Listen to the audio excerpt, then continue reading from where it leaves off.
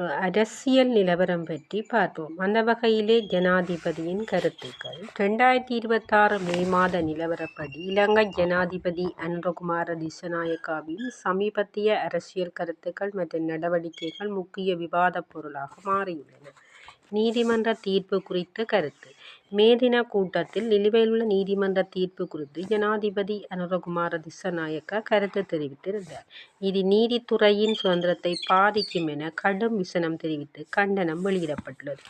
மே 25 தீர்ப்பு குறித்த பேச்சு. ஜனாதிபதி அனுரகுமார திஸாநாயக்கா மே 25ஆம் தேதி வழங்கப்படவிருக்கும் ஒரு முக்கிய நீதிமன்ற தீர்ப்பு குறித்து பேசியுள்ளமை அரசியல் களத்தில் பேசுபொருளாயுள்ளது.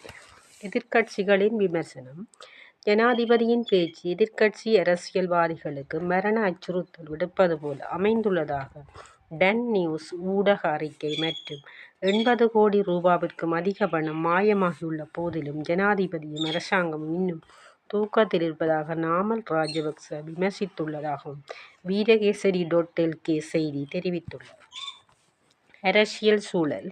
சூழல் எதிர்ப்பு நடவடிக்கைகள் மற்றும் மே 25 தேதிக்கு பின்னர் வரவிருக்கும் முக்கிய தீர்ப்புகள் காரணமாக இலங்கை அரசியல் களம் சூடுபிடித்துள்ளது. தொடர்ந்தும் இணைந்திருங்கள் ஸ்கை ஸ்மார்ட் லேர்னிங்குடன் அரசியல் கருத்துக்களுடன். வீடியோக்கு மறக்காமல் சப்ஸ்கிரைப் பண்ணி லைக் பண்ணுங்கள்.